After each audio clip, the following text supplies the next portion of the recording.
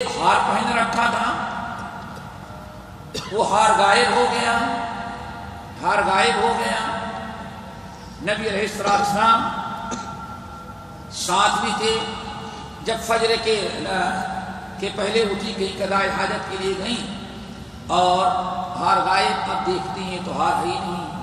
نبی علیہ السلام نے دیکھا، گئی تھی واپس آ گئی ہیں۔ سب لوگوں نے، کسی کو پتا نہیں، حضرت عائشہ جو ہے پھر دوبارہ ہار ڈھونڈنے چلی گئی۔ ادھر قافلہ تیار ہوا، جس سواری پر وہ ہودج جو ہوتا تھا، دیکھے ہوں گے اونٹ آتا ہے تو اونٹ کے دونوں کے طرف باقاعدہ سمجھو کہ چھوٹی چھوٹی چارپائی کے بارے میں بنا رہتا ہے کھجا ہوا ہودج، تو اسی پر بیٹھا کرتی تھی۔ پردہ ڈالا ہوا تھا، لوگوں نے اٹھا کے رکھ دیا، حضرت عائشہ وہاں رہ گئی اور ہودج اونٹ پر رکھ دیا۔ اللہ رسول نے پوچھا، سب ہاں سب تیاری ہو گئی؟ سب چلی گئی۔ اللہ رسول سمجھ رہے تھے کہ حضرت عائشہ اس میں بیٹھی ہے، سب لوگ سمجھ رہے تھے۔ حضرت عائشہ جب آئی تو دیکھی سب کی سب چلے گئے، کوئی قافلہ، کوئی انسان ہے ہی نہیں، اکیلے نہیں۔ اب حضرت عائشہ بہت پریشان، لیکن بڑی دور اندیشی کی، ادھر ادھر بھاگنے کے بجائے انہوں نے اپنے چہرے کو خوب لپیٹ لیا اور بیٹھے بیٹھے وہ لیٹ گئی۔ اللہ اکبر، یہ امید میں کہ اللہ کے رسول کو جب بھی پتا چلے گا کہ میں چھوٹ گئی، وہ تو یہیں ڈھونڈنے کے لیے آئیں گے، اب میں کہاں تک بھاگوں؟ ہر نبی علیہ اب بہت دیر میں پتا چلا۔ ادھر نبی علیہ السلام یا جو آج فوج چلتی ہے اس کا ایک نظام ہوتا ہے، کچھ لوگ آگے ہوتے ہیں، کچھ لوگ پیچھے ہوتے ہیں۔ ایک آدمی جو تھا صفوان، ان کی ڈیوٹی تھی کہ سب سے آخر میں پیچھے پیچھے آؤ تاکہ گرا پڑا سامان تم اٹھا لو۔ حضرت صفوان جب پیچھے سے آئے تو دیکھا کہ حضرت عائشہ پڑی ہوئی۔ حضرت عائشہ کہتی جاہلیت میں پردے کے حکام نازل ہونے کے پہلے اللہ کو حضرت صفوان نے ہم کو دیکھا تو پہچان کی، بڑے زور سے کہا، انا للہ و انا الیہ راجعون، اہل رسول اللہ۔ ارے غضب ہو گیا، اللہ کے رسول کی بیوی یہاں رہ گئی، اکیلی چھوڑ دی۔ کہتی ہے جب انا للہ، بعد میری نیند کھل گئی۔ اب اونٹ پر انہوں نے بیٹھایا اور لے کر کے چلے۔ کہتی ہیں اللہ کی قسم، راستے بھر انہوں نے ہم سے بات نہیں کیا۔ جب کہیں اترنا ہوتا اونٹ بیٹھا کے دوسری جگہ چلے جاتے تھے تاکہ اترتے چڑھتے بھی ان کی نگاہ ہم پر تھی، اتنی امانت داری کے ساتھ۔ لیکن منافق عبد الرئیس المنافقین، اس نے جب دیکھا اتنے لمبے سفر میں دونوں رہیں، برائی نہ کریں، بالکل نہ بننا، اعوذ باللہ، خناس منافق کو موقع ملا، اس نے بدنام کیا۔ حضرت عائشہ کو پتا چلا، بڑی تکلیف ہوئی، مہینے گزر گئے ایسے۔ پھر اللہ تعالیٰ نے قرآن پاک کی آیات نازل کی جس میں حضرت عائشہ کی براءت ثابت ہوئی۔ پھر جن لوگوں نے بہتان لگایا تھا ان کے اوپر حد کیا کہیں گے، حد قذف، کتنے کوڑے مارے جائیں گے؟ 80۔ کیوں؟ افواہ اڑایا، دلیل کسی کے پاس نہیں۔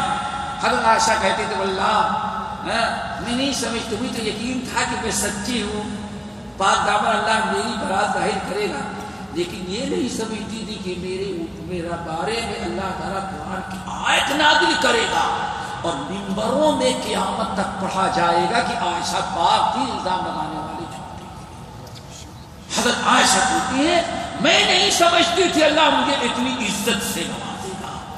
تو اس قصے کا پورا بیان ہے، اس لیے اس کو کس واقعے کے معنی آتا ہے گڑھا ہوا۔ اسی کے اندر واقع عشق کو بیان کر دینے کے بعد قیامت تک آنے والے مسلمانوں کے لیے ایک بڑی عبرتناک تنبیہ کی ہے اللہ تعالیٰ نے۔ اللہ تعالیٰ سے دعا کرو کہ ہم سب کو بچائے، کہیں ایسا نہ ہم لوگ بھی سو جائیں۔ قصہ تو حضرت عائشہ کا ختم ہو گیا، لیکن ایک بڑی اہم چیز بیان کی، فرمایا ان الذين يحبون ان تشيع الفاحشة في الذين آمنوا۔ جی بولا عذاب کتنا ہے؟ اے لوگو سن لو، ان الذين يحبون تشیع الفاحشۃ فی الذین آمنوا، جو لوگ پس چاہتے ہیں کہ مسلم معاشرے میں بے حیائی عام ہو جائے، کہیں ایسا نہ ہو ہم اور آپ آ جائیں، چاہے کامیاب ہو یا کامیاب نہ ہو، لیکن چاہتے ہیں کہ زمانہ ذرا ماڈرن آ جائے، کب تک یہ عورتیں شلوار قمیض برقعے پہن کے گھوم رہی، ذرا چڈیاں پہننا شروع کر دے گا، بے حیا بے شرم ہو، ذرا سوچا کیا انجام ہے۔ جوان لڑکیوں کو جنس پینٹ پہنا کر کے گھماتے ہو، اور کہیں چھپنا پڑے تو پھر کیا حشر ہوتا ہے ان کے شطر کا، ذرا سوچو۔ باپ نمازی بھی ہوگا، پڑھا نہیں، کچھ نہ کچھ ماڈرن تو ہونا چاہیے۔ گھروں میں فلمیں کیسے کیسے آتی ہیں، اپنی لڑکیوں کو کہاں کہاں کیا کیا سیکھنے کے لیے بھیج رہے ہیں۔ ان الذین یحبون ان تشیع الفاحشۃ فی الذین آمنوا، جو لوگ پسند کرتے ہیں، چاہتے ہیں کہ مسلم معاشرے میں کچھ بے پردگی آ جائے، کیا آ جائے؟ بے حیائی آ جائے، کچھ برائیاں آ جائیں، کچھ پہنچکاریاں آ جائیں، ہم نہیں سمجھتے ان انٹینوں سے کیا کیا آتا ہے، اور یہ جو موبائل ہے پتہ نہیں بچے بچیاں کیا کیا منظر دیکھ رہے ہیں۔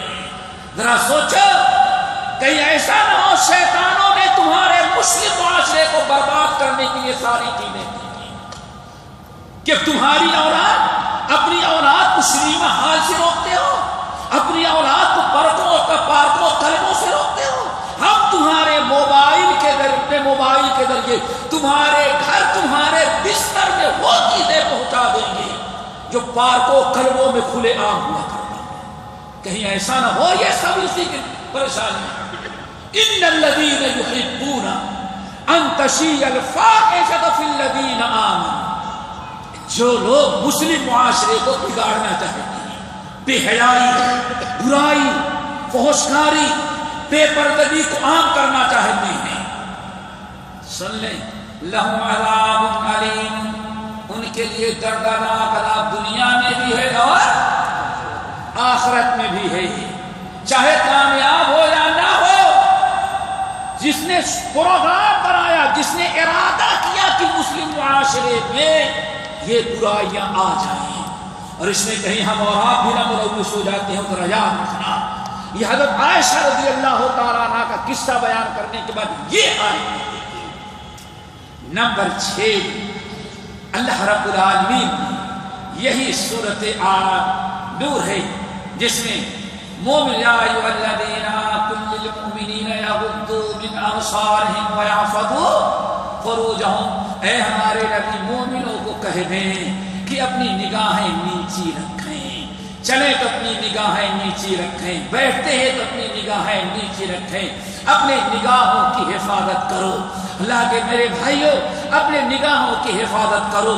اللہ رب العالمین کا یہ فریضہ ہے، قل للمؤمنین یغضوا من ابصارہم ویحفظوا فروجہم، اگر اپنے شرمگاہ، اپنی عفت پاک دامنی کی حفاظت کرنا چاہتے ہیں تو حرام کاری سے پہلے اپنی نگاہوں کی حفاظت کرنی پڑے گی۔ نگاہوں کی حفاظت نہ کیا تو کبھی حرام کاری اور برائی سے تم بچ نہیں سکتے۔ اللہ اکبر۔ اسی لیے اللہ رسول نے ارشاد فرمایا ثلاثۃ اعین، 3 قسم کے آنکھ والے ایسے ہیں، خوش نصیب ہیں، اللہ نے جن پر جہنم کا دھواں بھی حرام کرا دیا۔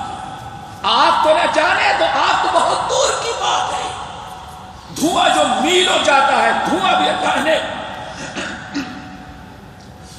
بھی اللہ نے حرام قرار دے دیا۔ 3 آنکھیں۔ نمبر 1 سب سے پہلی آنکھ عین حرست فی سبیل اللہ، وہ آنکھ جو اللہ کے راستے میں جگ کر کے اسلام کی مسلمانوں کی حفاظت کرتے ہیں۔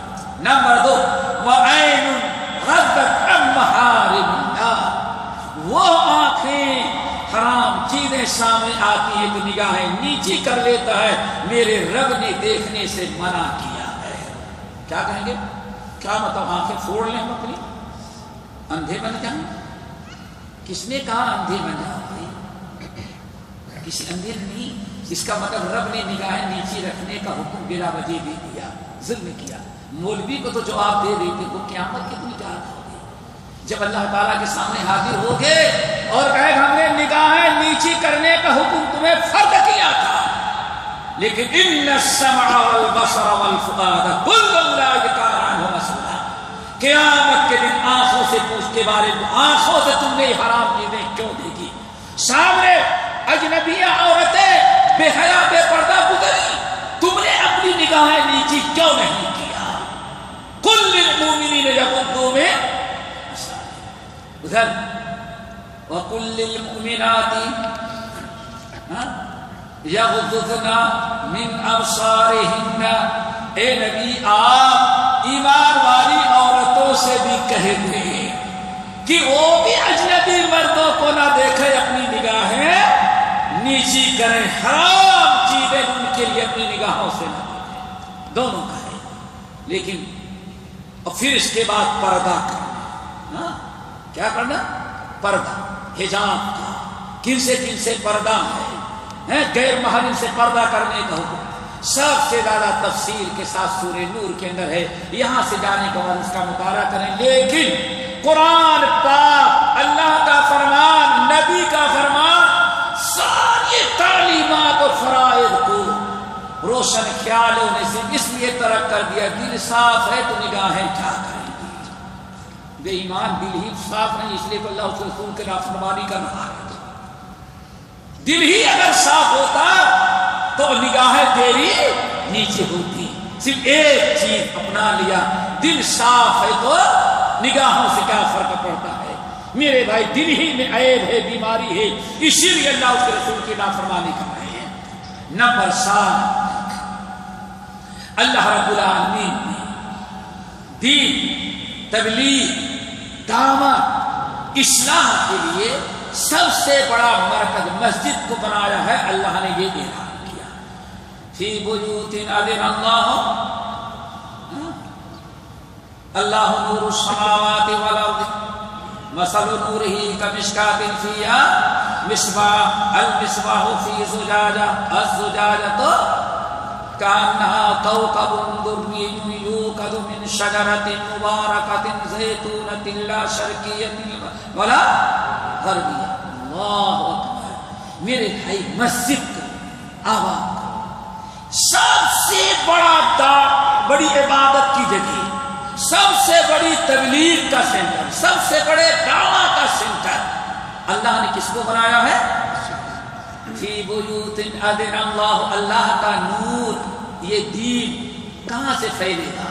مثل نورہ کمشکاۃ فیہا مصباح، اللہ نے فرمایا یہ مسجد ہے، فی بیوت، فی بیوت، یہ اللہ کا چراغ، اللہ کا چراغ، نور ایمان کا چراغ، ایک تاپ ہے، اس میں زیتون کا اعلیٰ قسم کا تیل ڈالا جا رہا ہے اور وہ منور ہو رہا ہے، پورا علاقہ روشن ہو رہا ہے۔ اللہ نے فرمایا یہ چراغ کہاں جلایا جائے گا؟ شارجہ کے پاور ہاؤس میں؟ کہاں؟ فی بیوت، اللہ کے گھر مسجدوں میں۔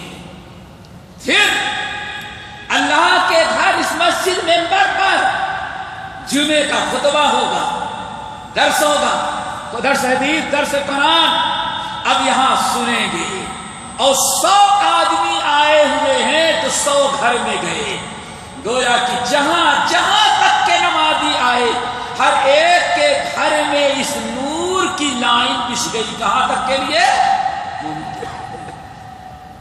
انسان یہاں بات دین سیکھے گا، جانے کے بعد اپنی اولاد، شوہر یہاں دین سیکھے گا، جانے کے بعد اپنی بیوی بچوں کو۔ یہ اللہ رب العالمین مسجد کو یہ مرکزیت دی ہے، اسی لیے نبی مسند احمد بن حنبل کی روایت، اللہ رسول نے ارشاد فرمایا مسجد میں آنے والا تین چیزوں سے ہمیشہ مالا مال رہتا ہے، کبھی محروم نہیں ہوتا۔ مسجد سے جڑو، جمعے کا خطبہ کب ہے؟ آتے ہیں سب سے آخر میں، کیا خطبہ تو سنتے رہے، نماز اصل ہے۔ اللہ فرماتے نماز تو ہے لیکن یہ جو نور ہو بن رہا تھا، نور تو آپ نے چھوڑ دیا۔ آپ سنیں گے، سیکھ کر کے جائیں گے، گھر میں جانے کے بعد سکھائیں گے، بیوی بچوں کی اصلاح ہوگی، علم آئے